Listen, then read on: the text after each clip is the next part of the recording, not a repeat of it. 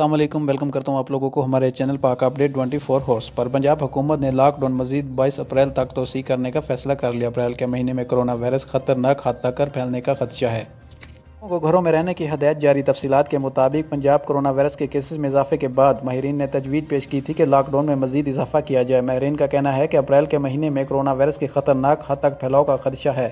माहिरीन की तजवीज़ को पेश नज़र रखते हुए पंजाब हुकूमत की जानिब से लॉकडाउन को 22 अप्रैल तक तोसी देने का फैसला कर लिया गया है। सिर्फ लाहौर में 4 मजीद केस सामने आने पर शादबाग और मक्खनपुरा के इलाके को सील कर दिया गया है।